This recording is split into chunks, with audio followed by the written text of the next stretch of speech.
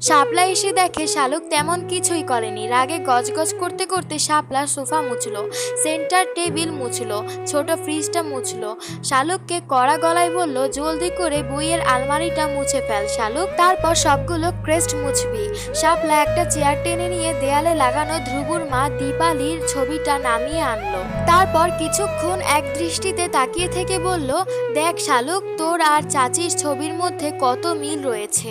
শালুক চাচির ছবি দেখে কেঁপে উঠল। শালুকের নাকের গড়ন মেজো চাচির মতোই। ভয়ার্ত স্বরে শালুক বলল, আপা, ছবিটা এখানে লাগানো কি ঠিক হয়েছে? কে লাগালো এখানে, কবে লাগালো? শাপলা মাথা নেড়ে বলল, কি জানি শালুক, আমি তো জানি না, এই ঘরে আজকেই তো এলাম, দেয়ালে লাগানো দেখে পরিষ্কার করতে নামিয়েছি। শালুকের ভীষণ ভয় হলো। ধ্রুব ভাই নিজের মায়ের ছবি দেখলে কেমন রিয়েক্ট করবেন কে জানে। ফিসফিস করে শালুক বলল, ছবিটা লুকিয়ে রাখো আপা, ধ্রুব ভাই রাগ করে বাড়ি থেকে চলেও যেতে পারে। শাপলা একটুক্ষণ ভেবে বলল, এমনও তো হতে পারে, মায়ের ছবি দেখলে ধ্রুব ভাইয়ের রাগ কমবে। অনেক বছর তো হলো, এখনো কি সেই রাগ পুষে রেখেছে নাকি? শালুক কোনো কথা বলতে পারলো না, তবে বুকের ভেতর কেমন ভয়ের শিহরণ বইতে লাগলো।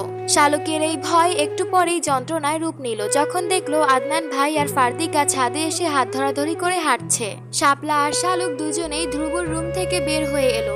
ধূপধাপ পা ফেলে শালুক চলে গেল। নিজের রুমের সামনে গিয়েও শালুক থেমে গেল। বেহায়া মনটা বারবার বলছে চোরের মতো গিয়ে উকি দিয়ে দেখতে এরা ছাদে কি করছে। এই ফারদিকা কি আদনান ভাইকে আবারও চুমু খাচ্ছে? শালুকের ভীষণ কষ্ট হলো এটা ভাবতেই। লজ্জা শরমের মাথা খেয়ে সকল ম্যানার ভুলে গিয়ে শালুক পা টিপে টিপে ছাদের দিকে গেল।